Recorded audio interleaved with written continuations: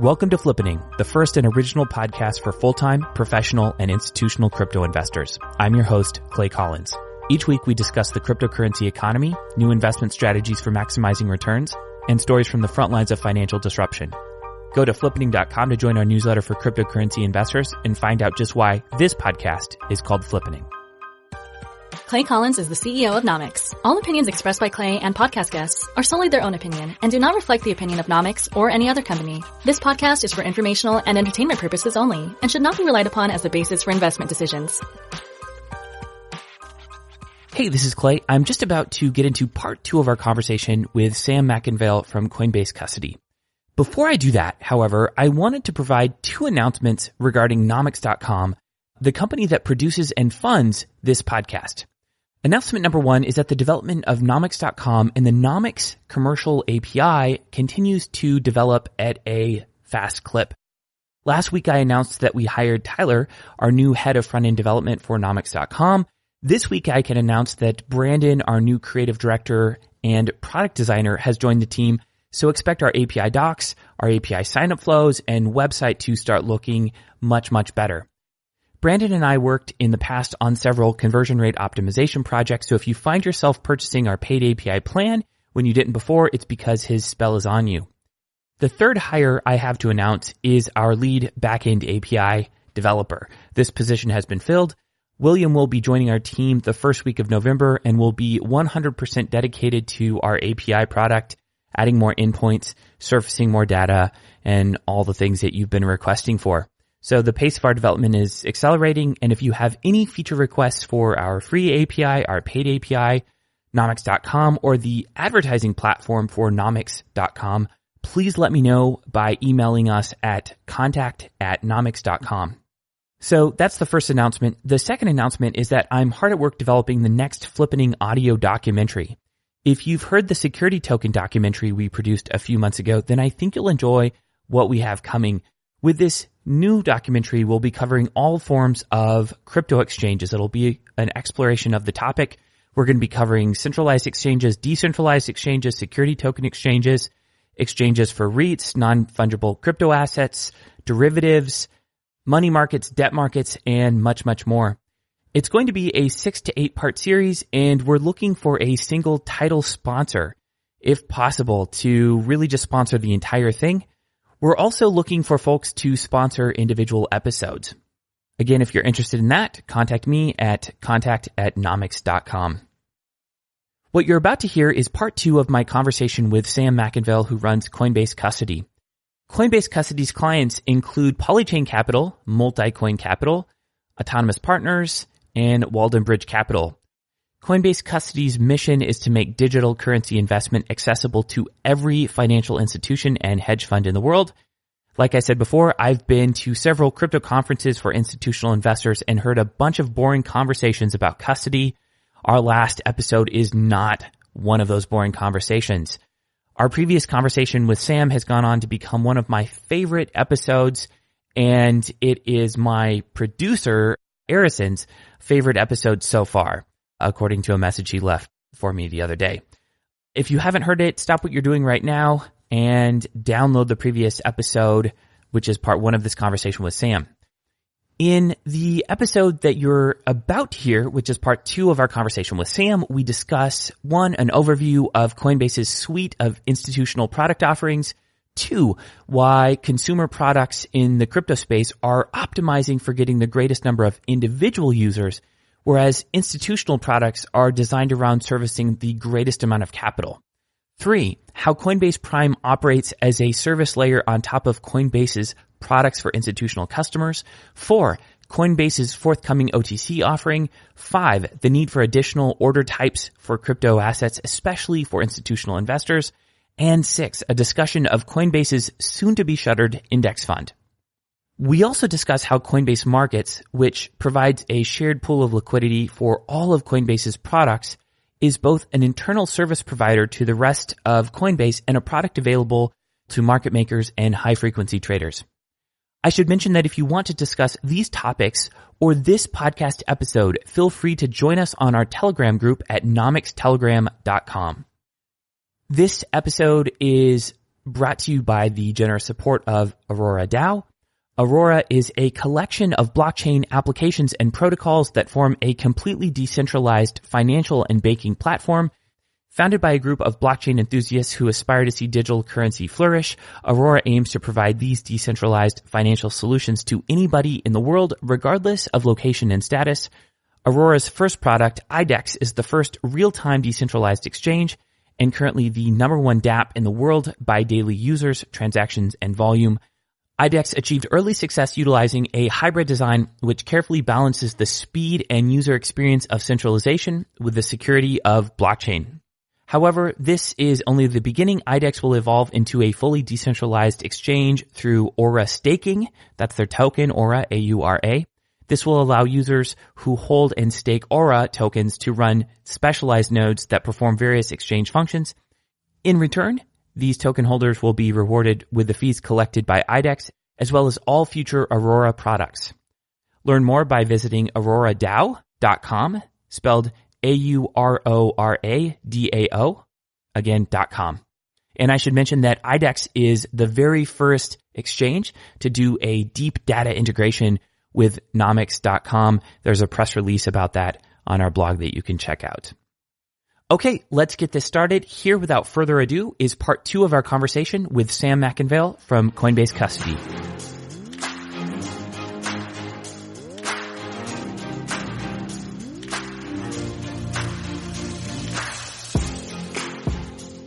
You mentioned the separation of the legal entities under the Coinbase umbrella. And so I think it would actually be a great time for us to talk about the suite of institutional products that Coinbase is rolling out. So here are the ones that I've heard of. I've heard about Coinbase Custody, which I kind of see as the bedrock of Coinbase's institutional offering. If you can't do custody, right, what else can you do? There's Coinbase Prime, which is a prime brokerage offering. There's the index fund. There's Coinbase Markets, which it'd be fun to talk a little bit about. And then there's Coinbase Pro. Have I covered everything there, or is there anything else I'm missing in terms of institutional offerings? No, you've got it right. There is one more group inside Coinbase that we talk about frequently, which is our growing institutional coverage team. So this is a single team that currently spans most of those products, focusing on things like sales, client service, research. I'm sure I'm missing a few things there, but we're sort of taking a cue from the traditional Wall Street banks and prime brokers who would have groups like sales traders as well as, research analysts that sort of at their clients' disposal to give them either color on the market, whatever, as well as sales and other things like that. And building out that group in New York so that they can span a number of these offerings and really we want to provide solutions, not just products, across our institutional businesses.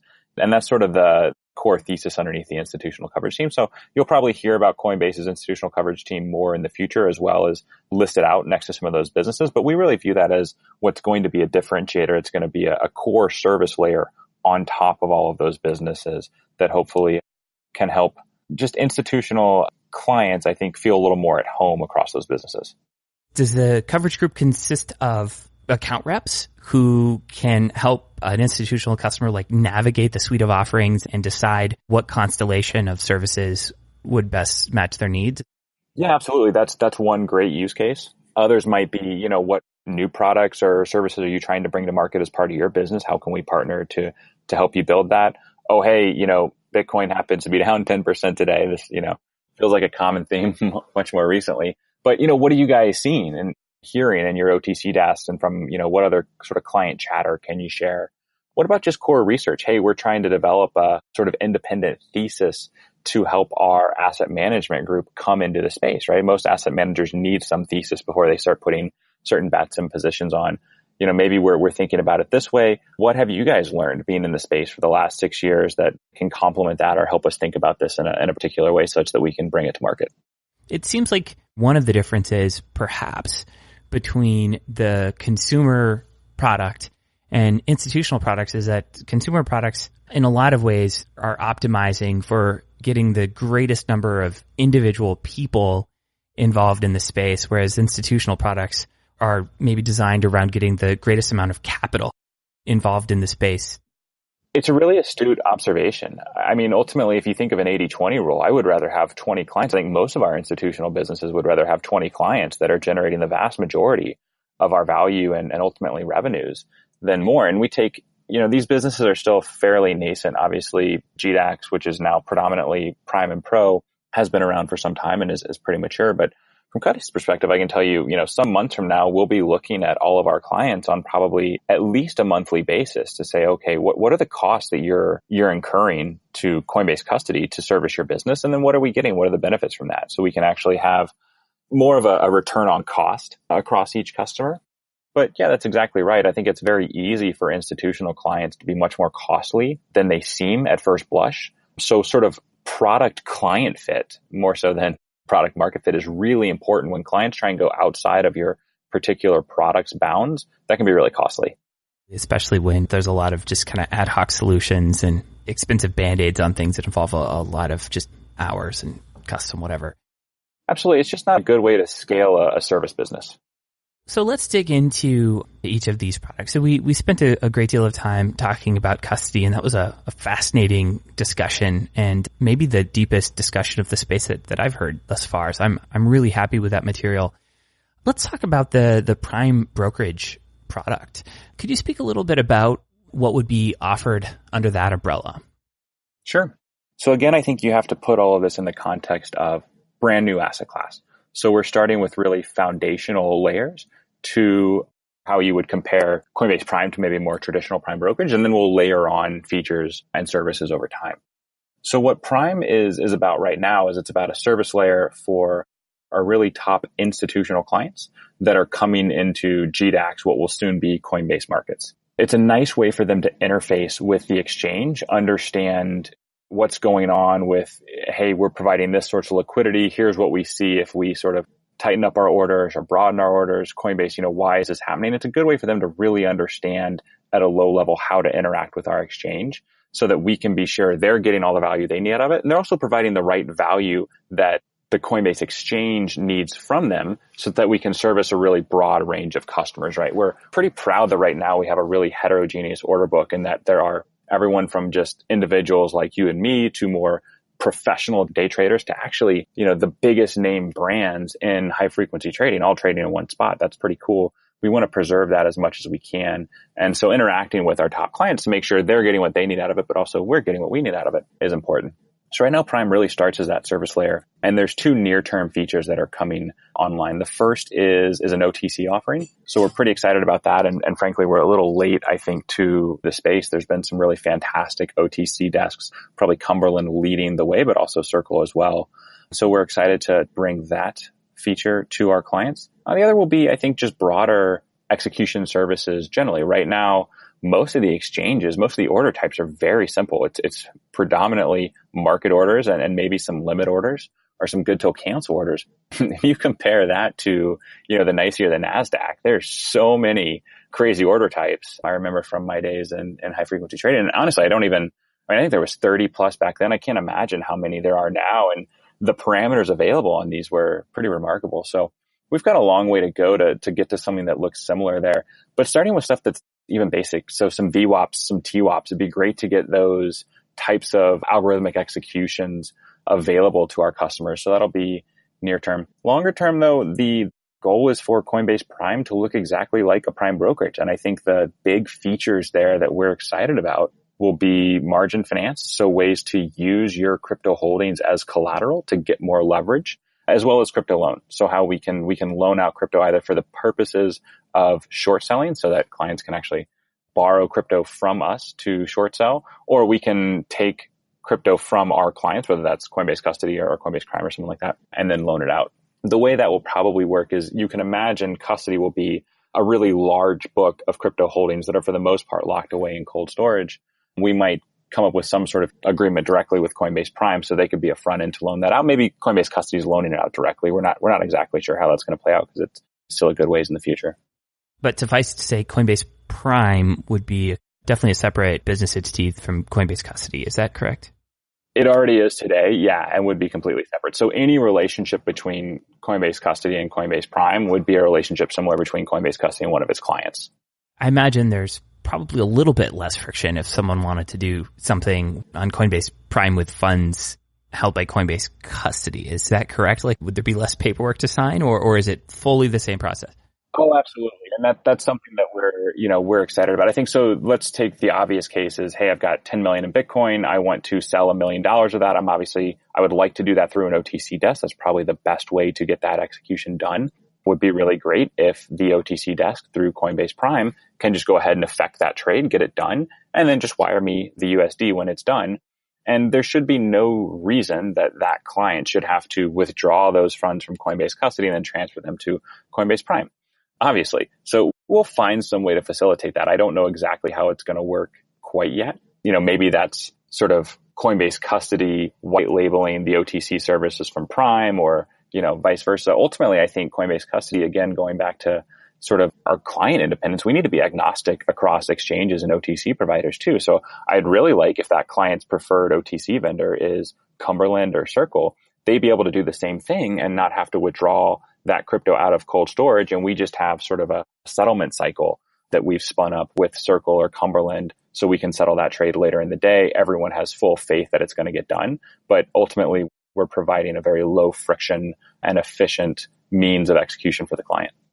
Let's talk about the index fund for a second. Does that fall under the umbrella of institutional offerings that, I saw the minimum investment amount was $250K. Is that part of the institutional offering? Is that where it's housed? Hey, this is Clay cutting in here from the editor's booth to mention that on October 12th, Coinbase announced that it was shutting down its index fund, which, by the way, required a minimum investment of $250,000 to shift its focus to a new Coinbase bundle product, which allows investors to buy 5 crypto assets with one click. According to media reports, the index fund is being shut down due to lack of interest from the market. Please keep this context in mind when listening to the rest of this conversation. Okay, back to Sam.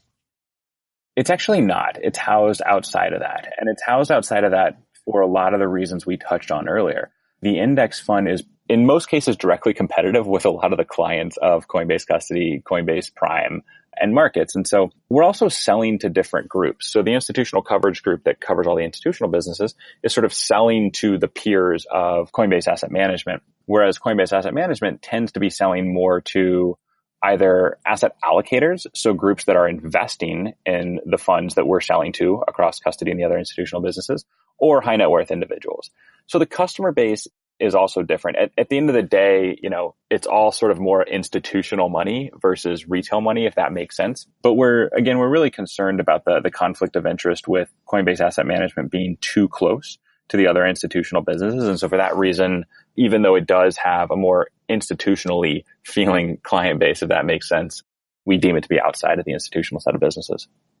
Let's talk about Coinbase Markets. So on the article I read about this, it described Coinbase Markets as providing a centralized pool of liquidity for all of Coinbase's products. Will customers ever interface directly with Coinbase Markets, or is Coinbase Markets an internal service provider to other businesses within Coinbase? It's both. Customers will definitely interact directly with Coinbase Markets, but only a certain class of customers. So high volume market makers, we use the term high frequency traders if we want, but certain institutional liquidity providers will interface directly with Coinbase Markets, likely in a co-located manner, right? So they'll have a cross-connect cord that plugs their server directly into a Coinbase Markets server to eliminate latency there. And that's how, most exchanges work today. So that's really what Markets is trying to provide, is it wants to level up the exchange infrastructure, not just for Coinbase Custody, but hopefully again to set a high bar for the industry, so that groups that are used to facing off with the CME, the NASDAQ, the NYSE, other international exchanges that are well known, can then turn and look at Coinbase Markets, and it looks and feels very similar, and they can deploy a lot of the various trading strategies they have previously directly into Markets much more seamlessly. So would a customer of Coinbase Markets be purchasing data, co-location, access to servers? Is there a market maker discount, or is there a maker-taker scheme or rebate scheme in place? What is someone buying as a customer of Coinbase Markets? It's a great question. I will stay pretty high level so I don't misrepresent anything, but for the most part, we're a maker-taker scheme. And so the pricing that is in effect for Coinbase Prime, previously GDAX right now, will roughly look the same. what really the high value clients, the folks that are going to come direct to Coinbase Markets, they're providing liquidity to that venue for all of the other customers, right? That's what their end goal is. And that's why they're valuable to Coinbase Markets, because it makes that venue much more attractive to other folks that are trying to trade, right? More liquidity, I think, is almost in all cases a good thing. So really what they're providing, the way the markets have evolved with the advent of sort of co-location, and I'll use the term high frequency trading. I don't mean that in necessarily a Flash Boys sense, but more so in just hey, we trade pretty quickly and mostly algorithmically. There are co-location services, right? So there's certain data centers that most of the large exchanges operate either themselves or in partnership, where it's just very common. Most of these are in Chicago and New Jersey. That's sort of where you go, and you go buy a rack, and you can, it's some quick small fee if you want to spin up a cross-connect cable from your server in one of those racks to any of the other exchanges that happen to co-locate there. So it's not Coinbase Markets specifically that will be offering those. You won't be paying Coinbase Markets for co-location services, but we'll be in one of those spots where all of this happens. And so right now, I know the team there in Chicago who's building this out is actively evaluating which one of those data centers we want to go to, and is talking to a lot of our clients to figure that out. How does Coinbase differentiate conceptually the difference between value-added market makers and rent-seeking market makers? It's a great question. It's a question I don't have a great answer for. I would be interested to know if other folks at Coinbase have spent a lot of time thinking about this. My hunch is that, again, the space is so immature that there's probably not very sophisticated models to date for how to differentiate between the two. I could be way off base on that. And if, one of the listeners thinks that's the case, I would love to hear some feedback or some direction on it. But broadly right now, my view is that the more folks and the more institutionally folks that come into the space, so someone that has had a career either providing liquidity, being a market maker, being a high frequency trader, or just as an asset manager, maybe a portfolio manager, the more of those folks in the space, I think, is a net win for crypto assets broadly. So I'm of the opinion, and maybe naively so, that just more is better right now. And we're probably not at a maturity level where we need to be differentiating between the two. I understand that perspective. And I'm sure there's plenty of things that Coinbase Markets could do that would generate a lot of revenue, but might not necessarily be adding net new value to the space. There just could potentially be rent-seeking activities. You said something interesting, which is that there wouldn't be an additional charge to get access to the data, but Coinbase Markets would be providing the server in the data center where people generally get access to this kind of data. So it doesn't sound like the goal is necessarily to charge for privileged access to data. It sounds like the spirit of this is really to source as much liquidity as possible for the space. Yeah, so I should clarify. I expect that Coinbase will have some fairly strict commercial terms around usage of its data, not necessarily to the extent of, hey, I am a liquidity provider on Coinbase Markets. You're obviously going to have access to the order book and can provide that, can leverage that data for the needs of providing liquidity back to the venue. But if you were to take that data and go, display it on your website for all to see, that would probably be a breach of the commercial terms there, right? And so I think market data, you look at the major equities exchanges, they make so much money off access to market data. I can tell you, working in that industry for a long time, we had to really strictly control who could even see market prices. As an engineer working on trading systems, you thought it was sort of outrageous, but it just wasn't worth the cost because it was so expensive. And I don't know if I don't expect that space has changed at all in the last few years. I remember we wrote software just to audit ourselves so that we could evidence back to the exchanges how few people actually had access to live market quotes because they were so expensive. That is certainly, I don't think anyone has the intention of trying to go to that level in the near term. I think there's just too many other problems to solve. The margins sort of upstream are still so big that it's not worth it. I do expect terms around commercial usage of market data to firm up and strict up probably in the next 18 months. And then I do suspect that there will be some stricter terms or pricing around how to get access to that, more from a retail perspective, though, if that makes sense. Is there a reason to restrict real-time programmatic access to the order book other than just that it is a potential profit center? No, there's really no reason to restrict that. And I think that's a lot of the point of Coinbase Markets is to help build out the right level of infrastructure so that we can scale to a much larger extent than our current infrastructure can. It's hard to imagine building tech when GDAX started a couple years ago, no one, I think, could foresee what's happened in the last year. That technology really needs a major overhaul. And Coinbase Markets is spinning up in Chicago. We're sourcing engineering talent from the top high-frequency trading firms in Chicago, from the exchanges in Chicago. I'm really excited about a lot of the talent that's coming onto that team to build out really, I think what they're going to build could service as a top-of-the-line equities exchange, probably in the near term. So it'll be great to level up that order book across all of those dimensions. When we were talking earlier, you made reference to what IEX is doing with regards to their speed bump and trying to not necessarily democratize access to data, but to level the playing field and to make sure that everyone has access to roughly the same latency when it comes to data. Is Coinbase Markets doing things that are roughly in that spirit? It's something that we're actively looking at. What I can tell you is sort of backing up to what I said earlier, we really value the fact that there's a single order book right now that individuals sort of at home who are hobbyists can trade alongside really professional individuals all the way up to actual high frequency trading firms. That doesn't exist in many other financial markets. So that's pretty cool. And we would like to preserve the spirit of that as much as we can. And so in that vein, looking at all sorts of stuff from speed bumps to other ways on how wide or how thin markets can be that we think will adjust us. The reality is the speed bump is not the only lever or knob that's appropriate to sort of keeping more democratic or more open access to an order book. So we're going to make sure we explore all of those, and we're actually actively hiring for a head of market structure. So if anyone out there goes deep on that, they should check out the Coinbase careers page to come work on Coinbase Markets. Shameless plug there. Sorry. No, I would love to see a flight of talented engineers from, some of these more established exchanges and markets to Coinbase Markets. I think that'd be a great thing for the industry. Clay, it's happening. People ask me all the time about, what's going to happen with crypto? Where's it going? I have no idea. As I said earlier, I bought my first Bitcoin in 2015 and promptly sold it when it doubled in price. So clearly I'm not the best prognosticator for this. The thing that amazes me constantly, two things. One, just the amount of investment going into infrastructure here. So even just other custodian offerings, I am psyched and motivated by how much investment is coming into the space to build out other custody offerings. That's what I have my pulse closest to. But so much investment into just base level infrastructure right now is happening that I don't think is obvious unless you're sort of on the inside building that.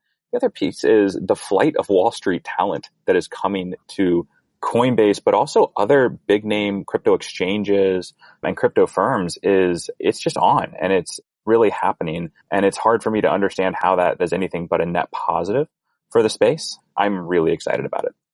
I think, during bear markets like the one we're currently experiencing, whenever I start really questioning what's happening, I look to the talent involved, and it is just complete brain drain from traditional finance, from vertical SaaS, from Silicon Valley, from traditional web services. And so my investments follow the talent. Yeah. And I'll expound there for one more second. A lot of folks have opinions that we shouldn't rebuild Wall Street. And I very much agree with that. There's a lot for us to do to sort of move the world and move our society forward. All that being said, I think there's going to be leveling up crypto broadly, whatever that means, whatever your end game is, whether that's, sort of Bitcoin taking over as the predominant store of value or something else. I think it has to be a stepwise function.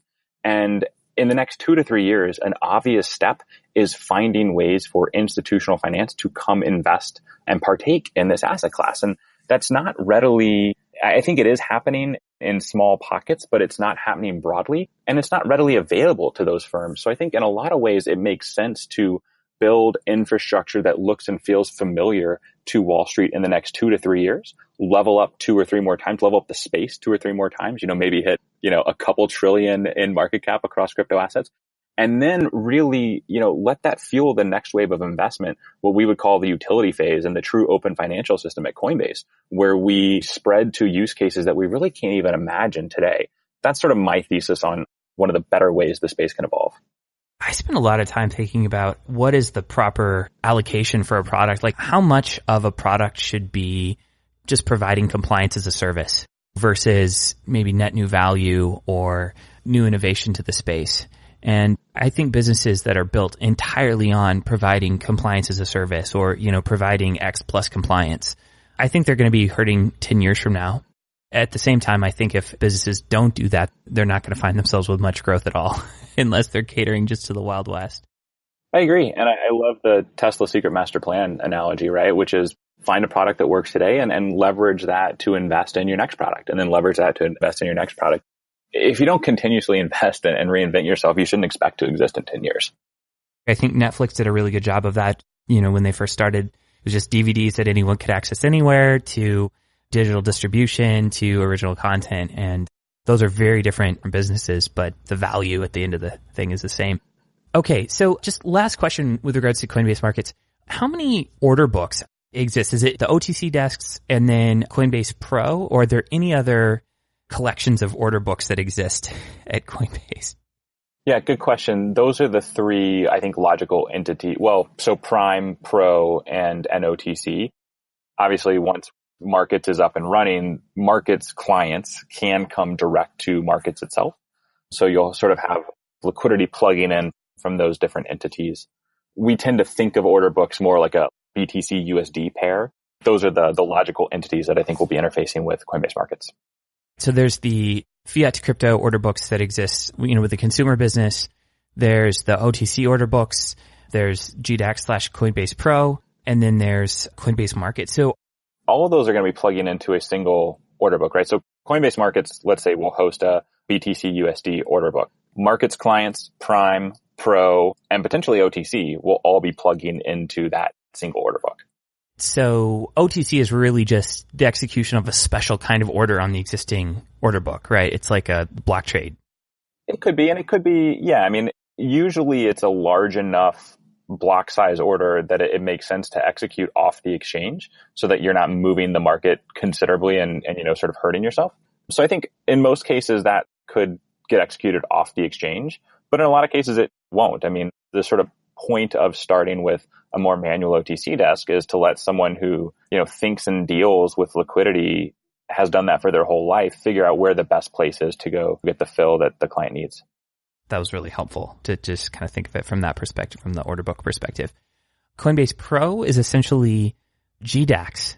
Is there anything new to share around Coinbase Pro post the name change, or is it essentially just GDAX with a new name? I think it's GDAX with a new name and a new emphasis behind it.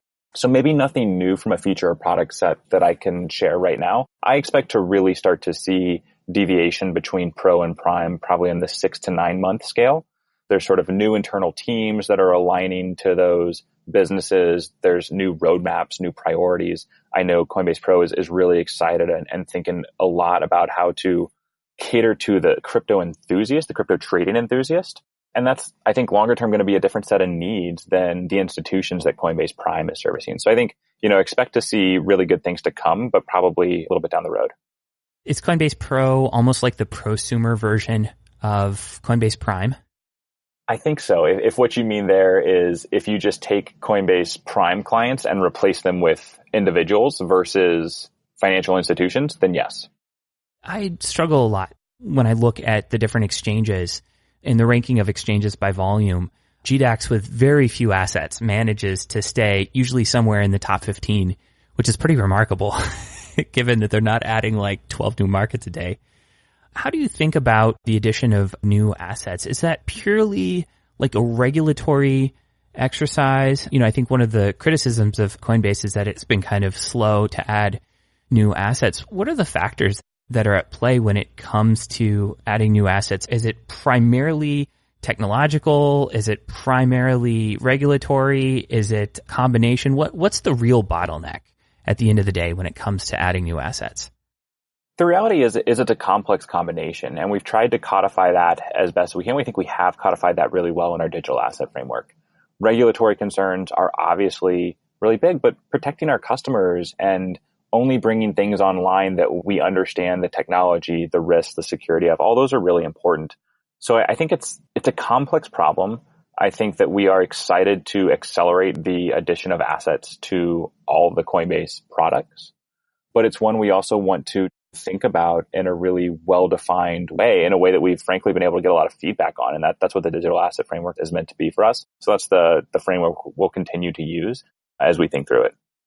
When I look at the exchanges in the space and how much volume they're doing, like I was saying, I think GDAX is like, it's usually in the top 10. Sometimes it's in the top 15.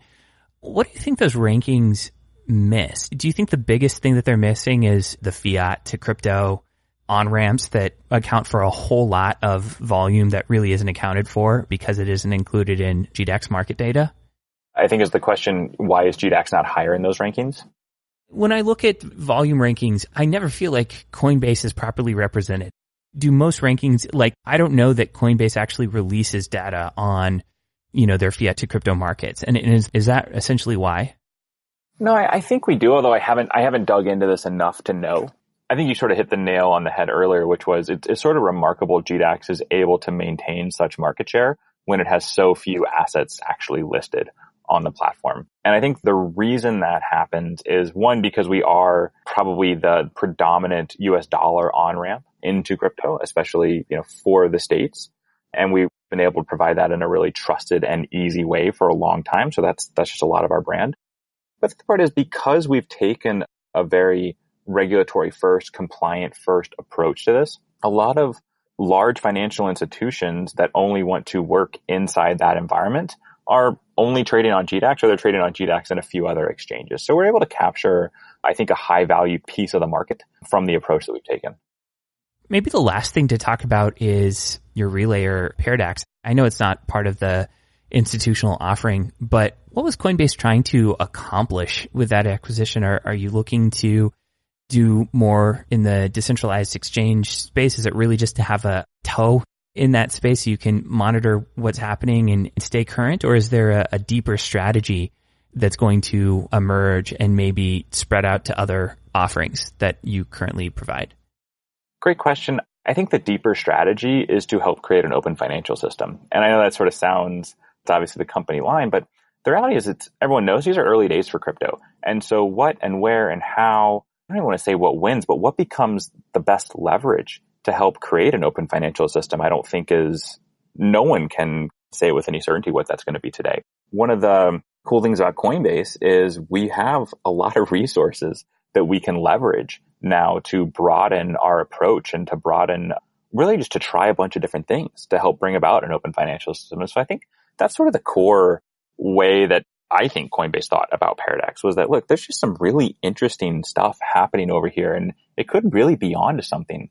One of the cool things that I get in my job is I sit 2 desks down from Jacob Horn, who's really helped spearhead that acquisition, but is really well known, I think, in the non-fungible and distributed exchange space. And again, I get to learn a lot from him and probably be more plugged into that space than I should be, quite frankly. I bring that anecdote up just to sort of really make clear that Coinbase is not valuing, I think the institutional businesses are key to helping us get there. And I think they're really maybe a 2 to 7 year step towards this open financial system. But there's lots of other ways Coinbase is thinking about this and investing and growing. And ultimately that is what Paradox is about to me.